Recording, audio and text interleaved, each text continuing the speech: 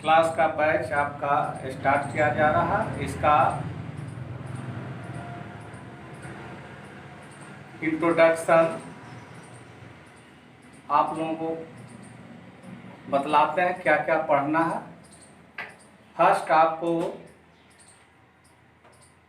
Algebra 37 marks का है, जिसमें अलजबरा में पढ़ना है आपको sequence and series, permutation and combination, binomial theorem, उसके बाद आपको quadratic equation, linear equality and mathematical induction. Mathematical induction के बारे में हम बतलाए थे। या मैथमेटिकल इंडक्शन का अर्थ होता है, मैथमेटिकल इंडक्शन का अर्थ हुआ गणितीय आगमन सिद्धांत। मैथमेटिकल इंडक्शन कोई मैथ नहीं है, मैथ बनाने की विधि है, प्रोसेस है। जैसे आप इक्वेशन सोल्व करते हैं by elimination method, by substitution method, by cross multiplication method, उसी प्रकार आपका मैथमेटिकल इंडक्शन एक प्रोसेस है, एक विधि है जो किसी भी मैथ के ब्रांच में आपको यूज किया जा सकता है। जैसे आपको कहेगा to find the sum of the square of the first and natural numbers, या कहेगा to prove that 1 square plus 2 square plus 3 square plus dot dot dot n square equal to n into n plus 1 into 2n plus 1 by 6। ये आपको sequence series में पढ़िएगा formula. लेकिन इसी को रहेगा आपको बोलेगा कि to prove that 1 square plus 2 square plus 3 square plus 4 square plus dot dot dot n square plus n square equal to n into n plus 1 into 2n plus 1 by 6। To prove that by mathematical induction, इसको कहेगा mathematical induction के द्वारा, गणितीय आगमन के सिद्धांत के द्वारा आपको प्रूव करें। तो इस विधि से प्रूव करना है। यदि आपको फिर आपको किसी भी मैथ के ब्रांच में रह सकता है, कहेगा cos theta equal to i sine theta to the whole power n, cos theta plus i sine theta to the whole power n equal to cos n theta plus i sine n theta, where n belongs to natural number, to prove that by mathematical induction। तो यहाँ देख रहे हैं कि i का value जानना चाहिए बच्चा को। i क्या है? i आपका इमेजिनरी नंबर है। i का वैल्यू हम क्या बतलाए हैं? Under root -1। i का वैल्यू क्या होता है? Under root -1। और cos और sin टिर्गो है, तो आपको टिर्गो का नॉलेज रहना चाहिए एंड आपका कम्प्लेक्स नंबर का, तब आपको ये प्रूव्ड होगा। तब आपको मैथमेटिकल इंडक्शन के द्वारा आपको प्रूव्ड होगा। मतलब टिर्गो का नॉलेज और कम्प्लेक्स नंबर का नॉलेज रहेगा, तब आपको यह प्रूव किया जाएगा। किसके द्वारा? बाय मैथमेटिकल इंडक्शन के द्वारा। तब इतना आप पढ़िएगा, तब आपको 37 मार्क्स का। फिर आपको पढ़ना है set and function. Set and function मतलब सेट थ्योरी एंड ट्रिगोनोमेट्रिक, आपका ट्रिगोनोमेट्रिक आपको रेशियो या ट्रिगोनोमेट्रिक फंक्शन, मतलब समुच्च तथा फलन पढ़ना है। तो समुच्च में आपको क्या पढ़ना है? समुच्च का डिफिनेशन, समुच्च लिखने का तरीका, समुच्च कितने प्रकार का होता है, टाइप। उसके बाद आपको उसका प्रॉब्लम रहेगा, प्रॉब्लम पढ़िएगा। फिर आपको operation on the set, the operation on the set मतलब सेट का ऑपरेशन, समुच्च का ऑपरेशन, संक्रिया। जैसे आप नंबर सिस्टम का संक्रिया आप लोग जानते हैं, एडिशन एंड फंडामेंटल ऑपरेशन होता है, प्रारंभिक संक्रिया, जोड़ तथा गुणा। एडिशन जोड़ का इन्वर्स, जोड़ का इन्वर्स क्या होता है? सब्ट्रैक्शन आपका घटाव, और मल्टीप्लिकेशन का इन्वर्स आपको क्या होता है? डिवीजन। फंडामेंटल आपका ऑपरेशन आपका दो ही मात्र होता है, जोड़ तथा आपको गुना। जोड़ का उल्टा इन्वर्स आपका घटाव और गुना का इन्वर्स आपको भागा होता है। तो उसी प्रकार सेट में आपका ऑपरेशन होता है union set and intersection set. Set में भी होता है union set and intersection set. उसके बाद डिफरेंस ऑफ सेट पढ़िएगा। उसके बाद उसी से रिलेटेड डिमार्गन लॉ रहेगा। डिमार्गन लॉ बहुत यूजफुल चीज़ है। ये आपको सेट्स में शुरू होगा, प्रोबेबिलिटी में फर्स्ट ईयर आपको 11, 12 हर एक जगह आपको डिमार्गन लॉ का यूज होगा।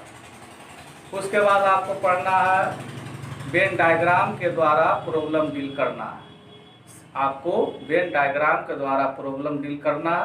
उसके बाद आपको फलन पढ़ना है, फंक्शन। फंक्शन के पहले आपको पढ़ना है रिलेशन।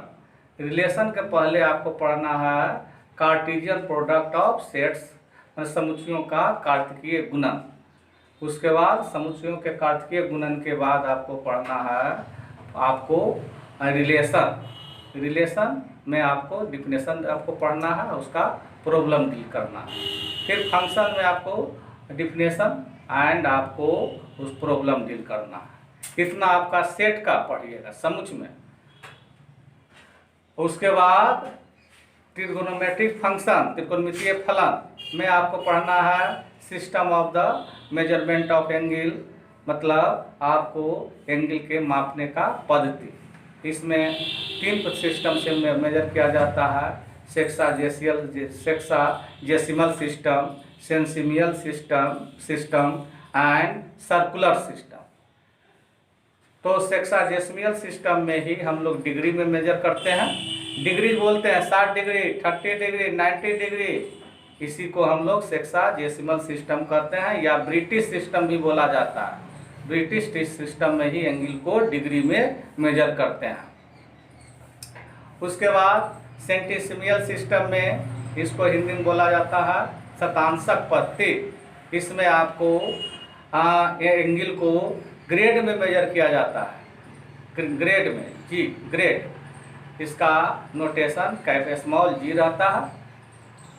एक आपका होता है सर्कुलर सिस्टम, वृत्तीय माप। इसमें एंगल को मेजर किया जाता है आपको रेडियन में, मतलब पाई रेडियन जिसे बोलते हैं वो पाई इक्वल टू 180 डिग्री। तो pi radian equal to 180 degree. उसके बाद आपको पढ़ना है टेबल में पढ़ना है साइन आपको 210 डिग्री का, टेन 150 डिग्री का, आपको कॉस 240 डिग्री का। तो ये सब का वैल्यू आपको निकालना है किसके मदद से? वही बच्चा से निकलेगा जो साइन 0, 45, 30 डिग्री, 60 डिग्री, 90 डिग्री का वैल्यू जानता है, उसी के मदद से आपको निकलेगा। बाकी तो नियम बतला देंगे, समझे ना, लेकिन वो आपको जानकारी रहना चाहिए। उसके बाद आपका फंडामेंटल आप लोग वो पढ़े होंगे स्टार्टिंग 10 में, sine square theta plus cos square theta equal to 1। इसी से फार्मूला ब्रांचेस फार्मूला निकलता है 1 minus sine square theta equal to cos square theta, cos square theta equal to 1 minus sine square theta. उसके बाद आपको formula है आपका sec square theta minus tan square theta equal to 1। इसी से branches formula बनेगा 1 प्लस टेन स्क्वायर थीटा, मतलब इसी के मदद से 1 plus tan square theta equal to sec square theta and sec square theta minus 1 equal to tan square theta. फिर आप लोग पढ़े होंगे cosec square theta minus cot square theta equal to 1 और 1 plus cot square theta equal to 1 plus cot square theta equal to cosec square theta, cosec square theta minus 1 equal to cot square theta. अब इस पर आपको problem बनाए होंगे 10th में, यहाँ भी बनाना है। उसके बाद आपको पढ़ना है आगे कंपाउंड एंगल संयुक्त कोण। कंपाउंड एंगल संयुक्त कोण, इसका फार्मूला है sine A plus B sine A minus B, cos A plus B cos A minus B, tan A plus B tan A minus B, cot A plus B cot A minus B. फिर आपको sine A plus B into sine A minus B, इतना आपका sine A plus B into sine A minus B equal to होता है sine square A minus sine square B, cos A plus B into cos A minus B equal to cos square A minus sine square B. उसके बाद transformation formula समझे ना, आपको sine C plus sine D equal to two sine C plus D by two into cos C minus D by two. आपको C आपका greater angle है और D आपका लोअर एंगल है, मतलब sine C plus sine D equal to क्या बोले, two sine C plus D by two. तो सी प्लस डी क्या है by two and C minus D by two, क्या बोले two sine C plus D by two into cos C minus D by two. तो C plus D by two is a greater than C minus D by two. C plus D क्या by two क्या है, C minus D by two से greater है, बड़ा है। फिर sine C minus sine D, two cos C plus D by two into sine C minus D by two. Cos C plus cos D, two cos C plus D by two into cos C minus D by two. Cos C minus D by two, cos C minus cos D. अगला formula cos C minus cos D equal to आपका two sine C plus D by two into sine D minus C by two. ये आपका formula हो गया transformation formula. इसका problem बना deal करना है। फिर आपको मल्टीपल ऑफ टू का मल्टीपल का फार्मूला पढ़िएगा। साइन 2a का फार्मूला आप जानते हैं, टू सर आपको two sine A into cos A. Sine 2a का फार्मूला 10 के फॉर्म में होता है, 2 10a by 1 plus 10 square A. फिर कॉस 2a का फार्मूला, फिर आपको कॉस 2a का formula cos square A minus sine square A. फिर आपका कॉस 2a का formula 2 cos square A minus 1। फिर कॉस 2a का formula 1 minus 2 sine square A. फिर आपको इसी से बनता है 1 plus cos 2a equal to 2 cos square A, 1 minus cos 2a equal to 2 sine square A. तो आपको कॉस 2a का फार्मूला 10 के फॉर्म में 2 10a बाई 1, आपको कॉस 2a का फार्मूला 10 के फॉर्म में 1 minus 10 square A by 1 plus 10 square A. ये सब फार्मूला बहुत यूजफुल है, जो आपको 11 से लेकर 12 फाउंडेशन कोर्स कहीं भी रहेगा, टिर्बो का रहेगा, ये सब यूज होगा। एंड कैलकुलस में खूब यूज होता है फार्मूला, समझे ना। आपको 10 2a का फार्मूला 2 का मल्टीपल है 2 10a बाई 1 माइनस 10 स्क्वायर। फिर साइन 3a का फार्मूला 3 का multiple 3 sine A minus 4 sine cube A, cos 3a 4 cos cube A minus 3 cos A, उसी का 10 3a का फार्मूला।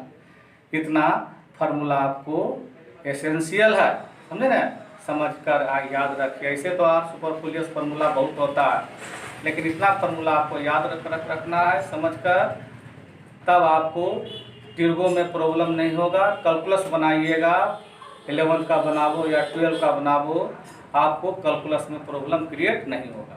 आप देखिएगा 11th में ही कैलकुलस जो है उसमें 50% आपका अलजेब्रिक रहेगा, दूसरा फंक्शन का अलजेब्रिक, और 50% टिर्बो का रहेगा कैलकुलस। आपको तो इसको आप लोग फार्मूला नहीं याद रहेगा तो आपको 11 12 कहीं भी आपको प्रॉब्लम क्रिएट होगा। उसके बाद आपको पढ़ना है the solution of the trigonometric equation, मतलब त्रिकोणमितीय समीकरण का व्यापक हल। The general solution of the trigonometric equation, त्रिकोणमितीय समीकरण का व्यापक हल। इसमें आपको सभी का जनरल सॉल्यूशन आपको याद रखना है। साइन थीटा इक्वल टू 0, तब उसका आपको जनरल सॉल्यूशन क्या होगा, theta equal to n pi where n belongs to Z क्या इंटीजर है। उसके बाद आपको साइन थीटा इक्वल टू, यदि साइन अल्फा इस फॉर्म में रहता है तो theta equal to n pi plus -1 to the power n into alpha where n belongs to Z. इस तरह से फार्मूला रहेगा, इसका प्रॉब्लम रहेगा। इतना आपको पढ़ना है। इसके अलावा आपको 11th के सिलेबस में नहीं है, आपको 11th के सिलेबस में आपको प्रॉपर्टीज ऑफ ट्रायंगल, इसमें कोसाइन फार्मूला, प्रोजेक्शन फार्मूला, ये सब रहता है। तो ये आपको जेईई मेंस के लिए है, इंजीनियरिंग के लिए, समझे ना। तब पर भी हम इसको फार्मूला सब ड्राइव करेंगे, जे मेंस के बच्चे रहेंगे, प्रॉब्लम डील करेंगे, समझे ना। लेकिन आपको आपके सिलेबस के अनुसार सिर्फ आपको the general solution of the trigonometric equation तक ही है, त्रिकोणमिति का व्यापक समीकरण तक। कितना पढ़ोगे तब 29 मार्क्स सेट बताए, फिर बोले आपका त्रिकोणमिति, तो 29 नंबर इधर और उधर कितना बोले थे 37 मार्क्स। अब छोटा छोटा टॉपिक है, कोऑर्डिनेट ज्योमेट्री मार्क्स के अनुसार से बहुत छोटा है, लेकिन नॉलेज आपको रखना है, नॉलेज रहेगा तब तो आपको बहुत काम देगा जनरल कंपटीशन में, फिर आपको आगे 12 में, फिर इंजीनियरिंग ब्रांच में, हर एक जगह आपको कोऑर्डिनेट बहुत यूजफुल चीज़ है। मार्क्स मात्र 13 है, 13 है, लेकिन पढ़ना बहुत है। इसको 3 सेक्शन में बांटा जाता है। फर्स्ट इंट्रोडक्शन, उसमें आपको पढ़ना है 2 पॉइंट के बीच का डिस्टेंस, उसके बाद उसका प्रॉब्लम होगा, फिर आपको पढ़ना है सेक्शन फार्मूला, जो आप लोग 10th में भी पढ़े होंगे। सेक्शन फार्मूला आपको 2 प्रकार का होता है, एक्सटर्नल एंड इंटरनल, और आपको अंत विभाजन तथा बहिर्विभाजन, इस पर प्रॉब्लम रहेगा, प्रॉब्लम डील कीजिएगा। फिर आपको रहेगा, फिर आपको सेंट्रियोड का कोऑर्डिनेट, किसी भी ट्रायंगल के सेंट्रियोड केंद्रक का नियामक, किसी भी ट्रायंगल के, या आपको इन सेंटर अंत केंद्र का नियामक निकालना। तो केंद्रक का नियामक, आपको नियामक क्या है, मैं आपको कोऑर्डिनेट रहता है, डिजिट रहता है, नंबर रहता है, दो नंबर रहता है। स्टार्टिंग में छोटी कोष्ठ में लिखते हैं, स्टार्टिंग में आपका जो रहता है एक्स कोऑर्डिनेट, कॉमा, बाद में जो रहता है वाई कोऑर्डिनेट, 2 कोऑर्डिनेट रहता है, उसके बारे में बोला जाएगा। तो आपको सेंट्रियोड का कोऑर्डिनेट, अब सेंट्रियोड का कोऑर्डिनेट निकालने के लिए आपको बच्चा को मीडियन का नॉलेज रहना चाहिए, सेंट्रियोड का रहना चाहिए, मीडियन एक दूसरे को किस रेशियो में डिवाइड करती है, सब जानेगा, नॉलेज रहेगा तभी ना। तो आपको इन सेंटर किसे कहते हैं, अंतःकेंद्र किसे कहा जाता है, इसकी ये सब का प्रॉब्लम रहेगा, ये सब पता है। इसमें क्या होता है, ज्योमेट्रिक में थ्योरम बताना प्रमेय, और उसके बाद इसका डिडक्शन, उसके बाद प्रॉब्लम, ज़्यादा मेहनत लगता है। थ्योरम बतलावो, उसके बाद उसका प्रॉब्लम, उसके बाद आपको सेकेंड पार्ट में आपका स्ट्रेट लाइन बहुत पढ़ना है आपको, कम से कम 9 एक्सरसाइज होगा स्ट्रेट लाइन में, इधर जो बोले उसको छोड़कर 9 एक्सरसाइज। फिर आपको तीसरा पार्ट है आपका, हर एक में हुआ स्ट्रेट लाइन में बहुत थ्योरम रहेगा, हर एक जब ज्योमेट्री है तो थ्योरम बतलाना जरूरी है, थ्योरम रहेगा, उसके बाद उसका प्रॉब्लम डील होगा। फिर आपको उसके बाद आपको कोनिक सेक्शन है, कोनिक सेक्शन में आपको पढ़ना है वृत्त, उसके बाद आपको पाराबोला, परवलय, फिर पढ़ना है आपको इलिप्स, दीर्घवृत्त, उसके बाद हाइपरबोला। कितना पढ़िएगा, कुछ आपको और दिया हुआ introduction of the 3D, introduction of 3D का इंट्रोडक्शन, मेन 3D आपको 12 में पढ़ना है। उसके बाद आपको प्रोबेबिलिटी तथा स्टैटिक्स, प्रायिकता तथा आपको सांख्यिकी, तो मेन आपका प्रायिकता है, समझे ना, ये आपको प्रायिकता तथा सांख्यिकी में आपका 10 या 12 नंबर का है, 10 या 12 नंबर का होगा। तो मेन आपको पढ़ना है प्रोबेबिलिटी, सांख्यिकी जो है उससे आपका जो निचला स्तर में पढ़े हैं उसी से आगे बढ़ा हुआ है। आपको कहेगा मीन डिविएशन निकालिए, मानक विचलन निकालिए, माध्य के सापेक्ष या माध्यिका के सापेक्ष या बहुलक के सापेक्ष निकालना है।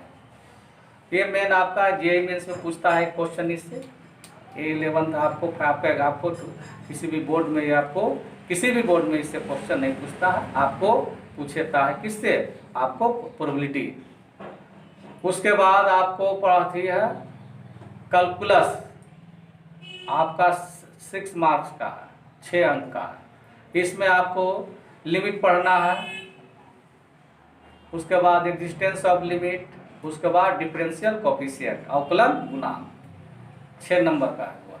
उसके बाद आपको मैथमेटिकल रीजनिंग, वह 3 नंबर का मैथमेटिकल रीजनिंग है, उसमें टेबल आपको सिखाना है तो इस टेबल पर सिखाने के पहले कंजंक्शन, डिसजंक्शन, कंजंक्शन का क्या अर्थ होता है, डिसजंक्शन का अर्थ क्या होता है, ये सब बतलाया जाएगा।